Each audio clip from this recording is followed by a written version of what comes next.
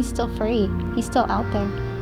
I don't know where he is, and that's scary. I don't know when I'm walking in a parking lot if I might get grabbed up one day. It's scary, really scary. There's not gonna be any peace until he goes to prison.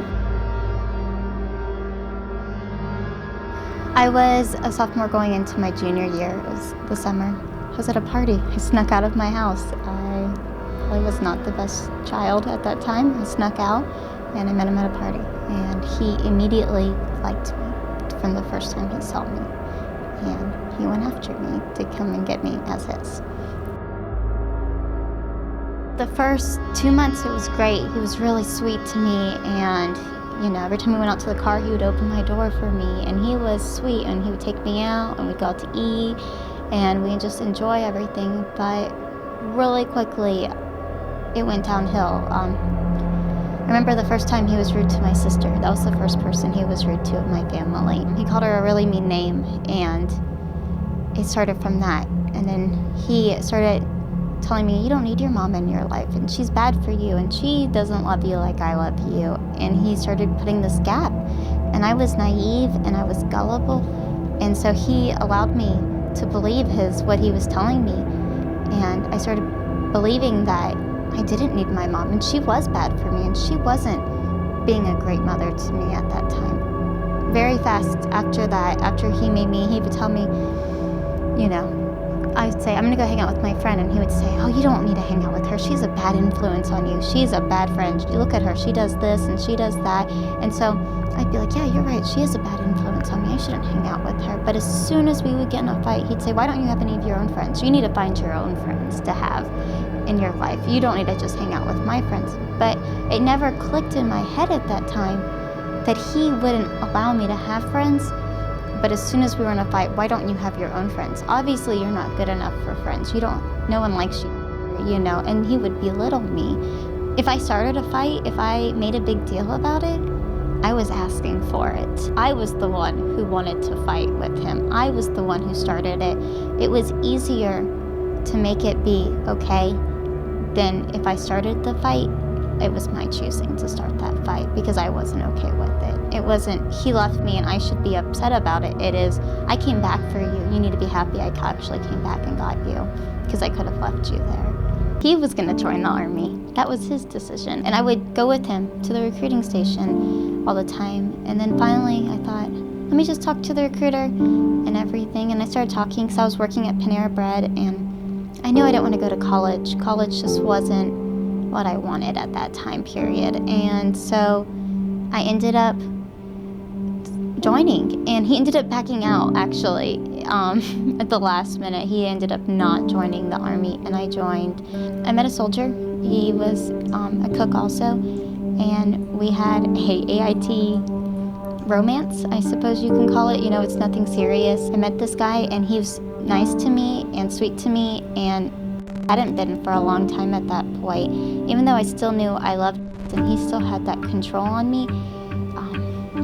It was the first time, since I was 16, now 20, that I was, 19, I'm sorry, at that time, to feel somebody actually think I'm pretty and talk sweetly to me. So I ended up cheating. He got a hold of my cell phone, being the controlling person he is. And he found the text messages between me and the soldier, and he was really upset. He didn't beat me at that time period, but he was verbally abusive and he threw things. And I thought, I deserve this. I cheated. I deserve this. He has every right to be upset with me. And he said, after he finally calmed down, he said, do you want to get married? And I was like, if that's what you want, I do love you. And he's like, that's the only way I'll stay with you is if you get married to me. And so we went to the courthouse and got married. The first day at Fort Sill, the very first day, I just checked into Fort Sill, and he was there with me. I didn't call my mom this whole time. From the time I left Florida all the way to got to Fort Sill, I never called my mom. And my mom's kind of freaking out, and she keeps calling my cell phone. I keep ignoring her, and she calls the Welcome Center. My mom does, the Fort Sill Welcome Center. And she's like, has, Jennifer checked in? And I'm just trying to find out about the safety. And one of the people at the check-in office said, your mom called up here. And he goes, see, look at your mom. She's trying to run your life. She's trying to run it. And he said, you need to call her and tell her not, you're a grown-up, and you need to tell her to. So I called my mom, and I left her this really harsh message about, I don't want her in my life, I don't need you, I'm a grown-up, and don't ever call me, don't talk to me, don't try to get a hold of me anymore. And I left her this all on her voicemail. And that was the first day I got checked in to Fort Sill. He made me do that and said, tell all the family I don't want any of them in my life. The first time he beat me was actually in our car. I was at work, and he told me, let's go, we had to go. And I said, I'm not dismissed yet, I can't leave. And he said, well, I'm here, so you need to leave. And I called him back, I'm not dismissed yet, I can't leave, I'm in the Army. It's not like I can just walk out of the building, they dismiss you in the Army. So finally, I get out to the car, and I remember he grabbed me by my head and smashed my head straight into the side window. He just took it and threw my head to the side window. And I looked at him and I didn't know what to do, and he grabbed the whole chunk of my hair, my whole entire bun, and pulled me up to his face, and he started talking, but he was spitting on me. And he said, you will never make me wait again. And if you do, this will happen every time. And then he punched me right in the side of my head.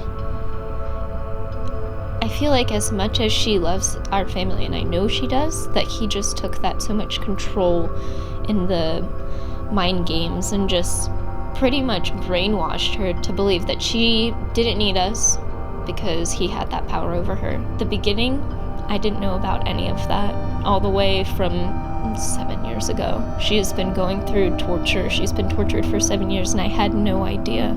He apologized right away, and he took my hand and he tried to kiss me and tell me he was sorry, and that, he just lost his temper for a second, and he didn't mean to hit me that hard, and I believed him. I remember him sitting in the doorway when you walked in, and he was holding a knife to his wrist and telling me he was gonna slash his wrist. And then I remember him chasing me, and I actually have a scar on the top of my hand. I ran out of room. It's a small apartment, and I ran to the toilet like that was gonna save me or something. And I'm hiding squeezing my body between the toilet and the wall. And I remember the knife came down and it cut the top of my hand open. And it's not a big scar or anything, but I mean, your hands are bony, And I remember it just started gushing out blood on my hand, and the blood stopped that fight. My every thought was, what am I doing wrong? Is he gonna get upset about this? Am I gonna be in trouble for what I'm doing right now? Everything. It was constant, and it was constant on my mind. That wore me out just as much as working, worrying. A sergeant would come up and talk to me and ask, how's everything at home, and how's this going? And, being a regular sergeant, and we're talking, and the whole time I'm thinking, is he gonna find out I just talked to the sergeant about my home life? Is he gonna know it somehow? Am I gonna go home and he's gonna say, I saw you at the dining facilities somehow talking to the sergeant, and I'm gonna get in trouble for this, And so it was easier just being quiet and not being a talkative soldier. Everyone loves Deuce. Anyone who meets her wants her. Everyone's like, can I have her? I'm like, no, she's mine. And I wish I would have given her away at that time now, so that didn't happen to her. He would put her in this, a coat closet, and it was over a staircase. So you know how slanted those closets are. And he would put her in there, and these heavy wooden, solid wood chairs, he would put her in there. And she couldn't move. She couldn't move an inch. And her head would be pressed up against the wall, and she couldn't move at all. And when he punished her, he would punish her with, if she peed on the floor, because he didn't take her out. He didn't let her out. I mean, what is a dog supposed to do, If you just ignore their hints, or she, went to the bathroom on the floor, he would rub her face into it until she was gushing out blood and she had no hair on her face anymore there. And then he would throw her in that closet and put the chairs on top of her, and she'd sit in there because the chairs hurt her, and she would sit there and cry. She was me. She was my shoes. She was getting my punishments. And she's such a good dog. From the age of 16 years old until 20 when I finally got pregnant, I never got pregnant, you know. So when it happened, I felt like it was a miracle and I wasn't gonna abort my child. And I remember just running away from him because I just didn't want to tell him. And then finally I came to the realization I have to tell him I'm pregnant. He told me, you have to get rid of the baby. And I said, okay, it's not a problem. And then he left, and I was super excited that he was leaving to go to Florida because he was gonna go backpacking for a month through Europe. And so I was really excited. And at that point, we didn't know if we were gonna make it anymore. So we were really talking about divorce. And so he said, after, you abort the baby and then we'll divorce. And, told my mom I was pregnant and I wasn't gonna get rid of the baby. And, I really prayed about it, thought about it, and I just couldn't do it. That, he was meant to be.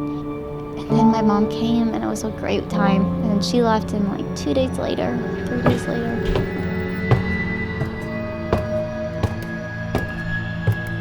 At 3 a.m. in the morning, some random, really early time. And there was a beating on the door, and he was back.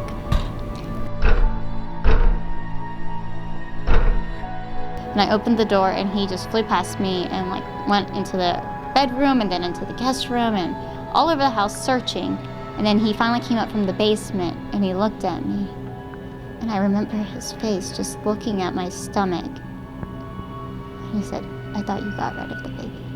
And I said, I lied to you about that. I'm sorry. When I was going through all of this before, it was, well, if he kills me, he kills me.